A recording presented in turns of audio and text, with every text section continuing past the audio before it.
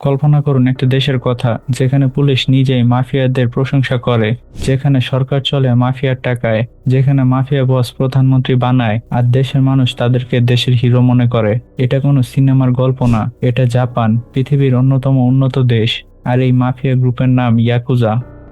আজকে আমি আপনাদের বলবো সেই গল্প, কিভাবে একটা গরিব জেলেপাড়ার ছেলে থেকে তৈরি হলো জাপানের সবচেয়ে ভয়ঙ্কর ক্রাইম সিন্ডিকেট, এবং কিভাবে সিআইএ নিজেই এই মাফিয়াকে তৈরি করেছিল তাদের নিজেদের স্বার্থে। জাপানে অর্গানাইজড ক্রাইম নতুন কিছু না, এটা চলে আসছে প্রায় 300 বছর ধরে। 1700 শতকে জাপানের প্রথম ইয়াকুজার সূচনা হয়। তখন এটা ছিল প্রায় 750টা গ্যাংয়ের একটা সিন্ডিকেট, যারা ছোটখাটো চুরি, জুয়া আর ড্রাগ পাচার করত।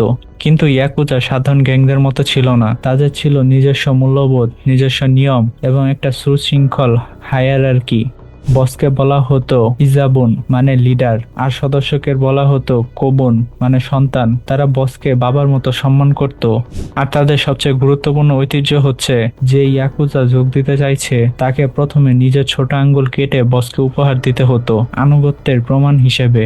আজও জাপানে যদি কোনো আঙ্গুল কাটা দেখেন আর সারা শরীরে ট্যাটু, বুঝবেন সে ইয়াকুজা। 1881 সাল জাপানের কোবে বন্দরে একটা গরিব জেলে পরিবারে জন্ম নিল ইয়ামাগুচি হারুকিচি। ছোটবেলা থেকেই সে বন্দরে কাজ করত, একটা ছোট ইয়াকুজা গ্যাংয়ের হয়ে শ্রমিক সাপ্লাই দিত। কিন্তু 1915 সালে হারুকুচি সিদ্ধান্ত নিল নিজেই গ্যাং শুরু করবে। মাত্র 50 জন বন্দর শ্রমিককে নিয়ে শুরু হলো ইয়ামাগুচি গুমি গ্যাং। দ্বিতীয় বিশ্বযুদ্ধের পর জাপানে রিয়েল এস্টেট বুম হলো, নতুন নতুন নাইট ক্লাব খুলছে, কনস্ট্রাকশন চলছে। ইয়ামাগুচি গ্যাং এই সুযোগ নিল, কনস্ট্রাকশন কন্ট্রাক্ট নিতে লাগলো, নাইট ক্লাব থেকে প্রোটেকশন মানি নিতে লাগলো। ব্যবসা ভালোই চলছিল, কিন্তু এই সময় তাদের উপর পড়লো সিআইএ এর চোখ। দ্বিতীয় বিশ্বযুদ্ধের পর জাপান সারেন্ডার করলো, আমেরিকা জাপান দখল করে নেয়। কিন্তু এই সময় ভেতরে ভেতরে বড় বিপদ দেখা দিয়েছিল। সোভিয়েত ইউনিয়ন জাপানের কমিউনিস্ট পার্টিকে বিশাল ফান্ডিং দিচ্ছিল। মাত্র 2 বছরেই সেই পার্টির সদস্য সংখ্যা বাড়লো 100 থেকে 1 লাখে, মানে 1000 গুণ বেশি। 1949 সালে ইলেকশনে জাপানের মানুষ কমিউনিস্ট পার্টিকে ভোট দিয়ে জিতিয়েছিল। এটা দেখে আমেরিকা অনেকটা ভয় পেয়ে গিয়েছিল। তখন ইউএস আর্মির জেনারেল ডগলাস ম্যাকআর্থার প্রথম কমিউনিস্ট পার্টিকে নিষিদ্ধ করলেন। 11,000 সরকারি কর্মকর্তাকে চাকরি থেকে বরখাস্ত করলেন। কিন্তু তারপরেও কমিউনিজমের প্রভাব থামছিল না। তখন সিআইএর চোখ পড়ল ইয়ামাগুচি গুমির উপর। তারা ভাবলো এই গ্যাং জাপানের অধিকাংশ এলাকার কন্ট্রোল করে। জাপানের প্রতিটি মানুষ তাদেরকে ভয় পায়। যদি এদেরকে আমাদের পক্ষে নিয়ে আসা যায়, তাহলে সোভিয়েতদের বিরুদ্ধে আমাদের সবচেয়ে বড় অস্ত্র হয়ে উঠতে পারে। এরপর যা হলো তা সত্যি অবিশ্বাস্য। সিআইএ ইয়াকুজা সদস্যদের পেরোলে নিয়োগ দিয়েছিল, তাদের দিয়ে কমিউনিস্ট পার্টিদের উপর হামলা চালাতে লাগলো। একটা বিখ্যাত ঘটনা, মাতসুকাওয়া ট্রেন ডিরাইলমেন্ট কেস। সিআইএ নির্দেশে ইয়াকুজা একটি ট্রেনকে লাইনচ্যুত করে দিল, 3 জন মারা যায় এবং পুরো দোষ চাপানো হয় কমিউনিস্ট পার্টির ওপর। একজন বিখ্যাত বামপন্থী লেখকের কিডন্যাপ করা হয়, 1 বছর আটকে রাখা হয়, কিন্তু এর কোনো বিচার হয়নি। আর এসবের বিনিময়ে সিআইএ ইয়াকুজাকে দিচ্ছিল আমেরিকান পিস্তল, যে পিস্তলের দাম ছিল মাত্র $50। সিআইএ সেটা ইয়াকুজাকে বেচতে লাগলো $2000। এইসব তথ্য সিআইএ নিজেদের ডিক্লাসিফাইড ডকুমেন্টে আছে। তারা নিজেরাই গর্বের সাথে স্বীকার করেছে ইয়াকুজাকে এত বড় করার পেছনে তাদের হাত ছিল। ইয়াকুজারা শুধু ক্রাইমেই থেমে থাকেনি। 1946 সালে ইয়ামাগুচির 3rd জেনারেশনাল লিডার তাওয়াকা কাজুও একটা ট্যালেন্ট ম্যানেজমেন্ট এজেন্সি খুললেন। বিখ্যাত সিঙ্গার, অ্যাথলিট, রেসলারদের ম্যানেজ করতে লাগলেন। এটা হুবহু সেই কাজ যেভাবে ভারতের দাউদ ইব্রাহিমের ডি গ্যাং 80 থেকে 90-এর দশকে বলিউডের কালো টাকাকে সাদা করত। 1950 সালে একটা বড় ঘটনা ঘটলো। একটা বিদেশি গ্যাং সাঙ্গো কোজিং কিছু পুলিশকে কিডন্যাপ করলো। পুলিশের কাছে তখন অস্ত্র নেই। তারা অসহায় হয়ে সাহায্য চাইলো ইয়ামাগুচিদের কাছে। ইয়ামাগুচি সেই গ্যাংকে কোবে শহর থেকে প্রায় সম্পূর্ণভাবে উচ্ছেদ করে দিয়েছিল।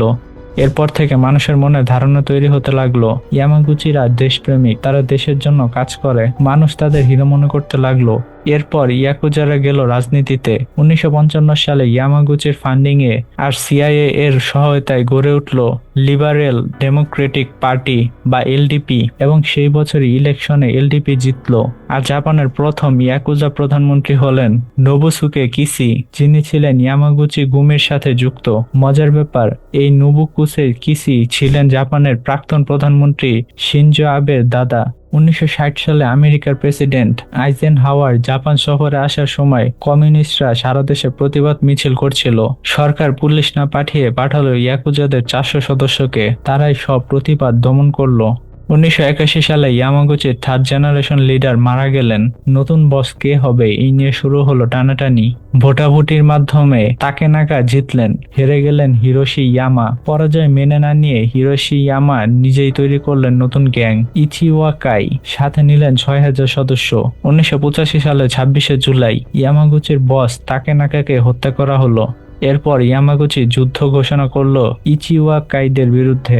এদিকে পুলিশরা অভিযান চালিয়ে তাদের অস্ত্র জব্দ করতে লাগলো, কিন্তু ইয়াকুজারা আমেরিকা থেকে রকেট লঞ্চার এবং মেশিন গান নিয়ে আসতে লাগলো। এই গ্যাংওয়ারে জাপানে 200-র বেশি সশস্ত্র সংঘর্ষ হলো। সাধারণ মানুষের মধ্যে আতঙ্ক ছড়িয়ে পড়লো।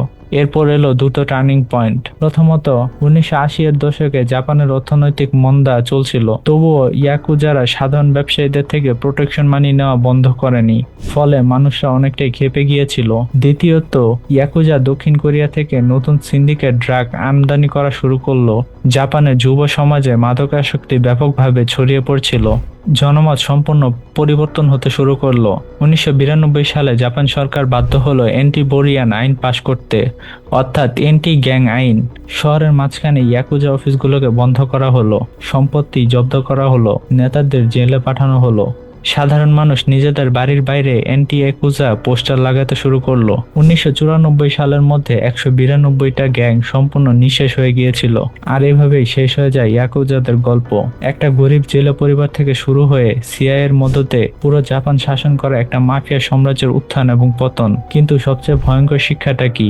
যখন একটা সরকার তার নিজের রাজনৈতিক স্বার্থের অপব্যবহার শুরু করে, তখন সেই অপরাধ একদিন সরকারকে গ্রাস করে নেয়। আমেরিকা ভেবেছিল ইয়াকুজা অস্ত্র দিলে আর অর্থ দিলে সোভিয়েতকে ঠেকাবে, কিন্তু এর ফলে জাপানের ড্রাগ মহামারী লাভ করে, রাজনীতি দুর্নীতিগ্রস্ত হয়, সাধারণ মানুষ কষ্ট পায়।